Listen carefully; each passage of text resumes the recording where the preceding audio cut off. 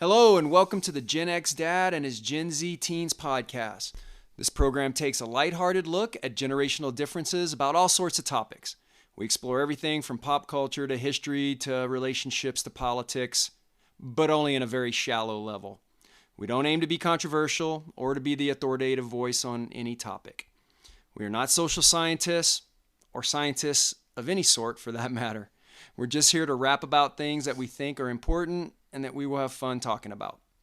Also, it is my opportunity to publicly and on the record prove that I am right and my teens are wrong in all cases, and that the 80s and the 90s were absolutely the best time to grow up. So, welcome to the podcast. Our topic for today is phones.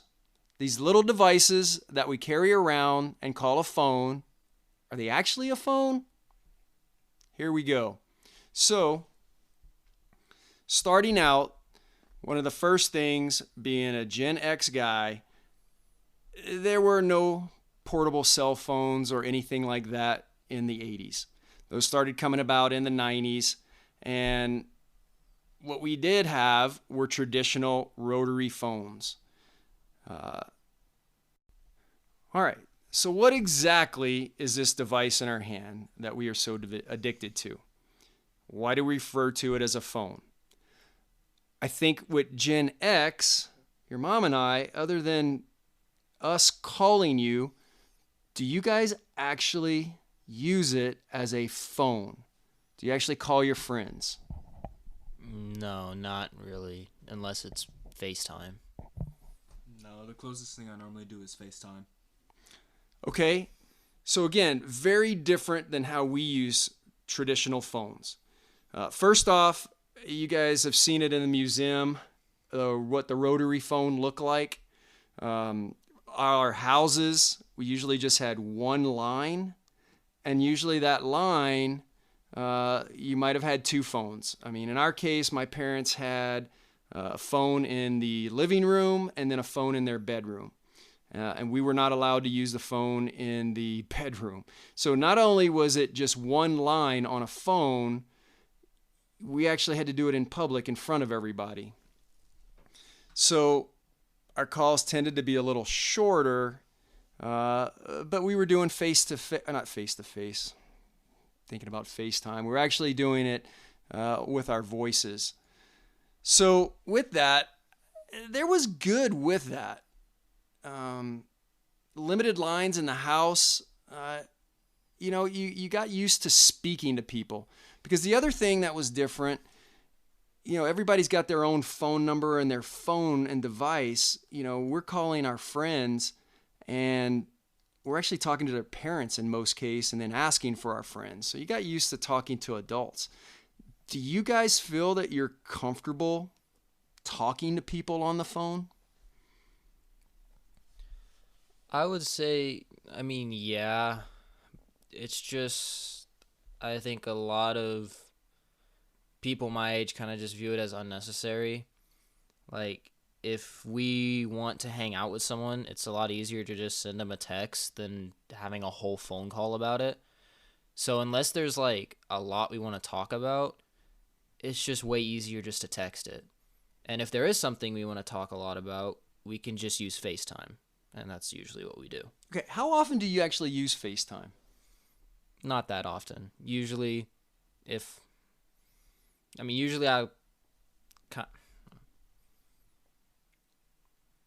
just text my friends about things or just wait till I see them to talk to them about it.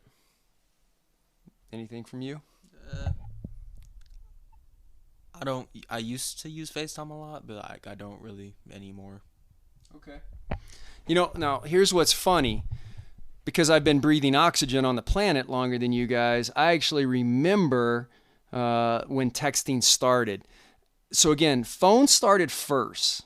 I remember when my dad got a first car phone. That's where most of portable phones started, were in cars because they needed it, and they were huge. And then eventually you've probably seen them in older movies or whatever from the 80s where it's a big brick next to your ear.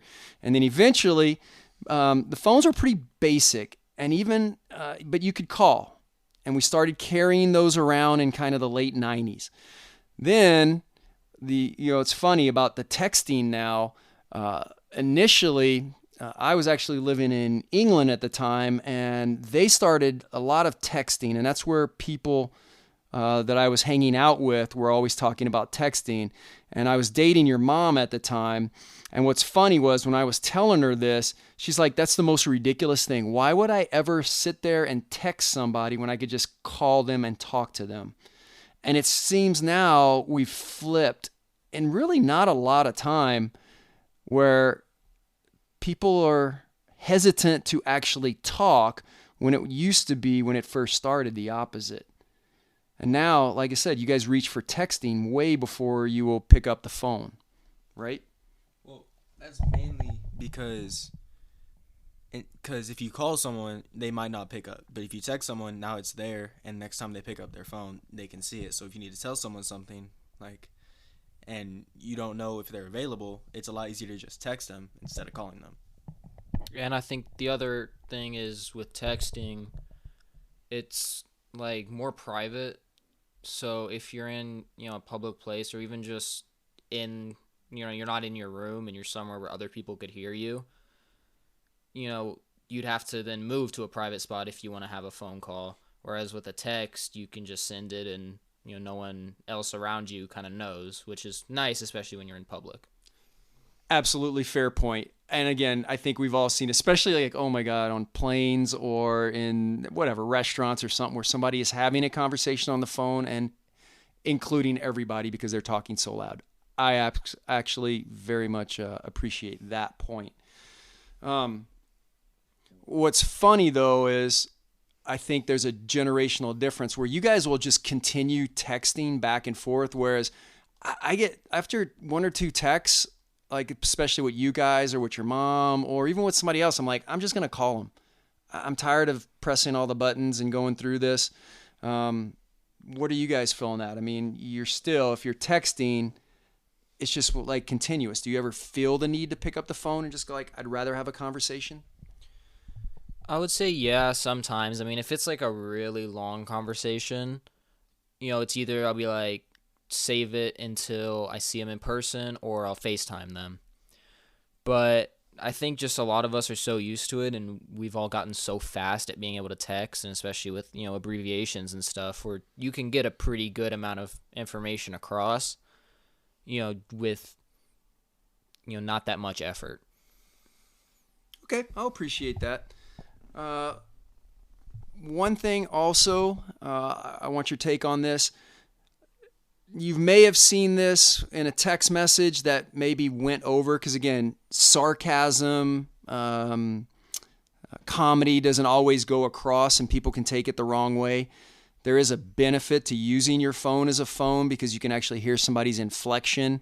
Again, FaceTime or the phone helps with that. Have you guys ever run across that? Because that's famous in the workplace for emails gone wrong, where people were like, oh, that was meant sarcastically, and the person didn't take it that way. Yeah, I think it can sometimes be an issue, but I feel like as long as the person you're talking to knows you, knows your personality, and, as long as you text right, and you can kind of phrase your texts in ways to kind of show if you're joking or show that you're being serious. And then the other way is you can just put, like a JK or just kidding or a LMAO or lol or anything, just to kind of show that it's a joke and you're not really being serious. Going off of that, you could also just ask, if someone sends you a message, and you're not sure if it's sarcastic or not, you could just ask them, are you joking or not? Or if you are sending a message with that, a sarcastic attention, send an emoji with it to show that you're just joking.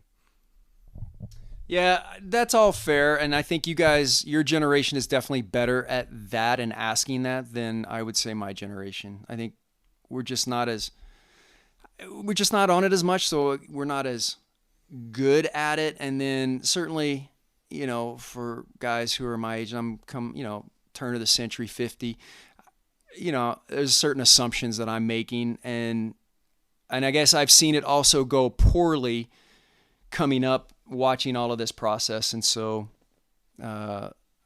again, I would just rather talk to somebody if I'm going to have a long conversation with them. So again, there's a good difference there.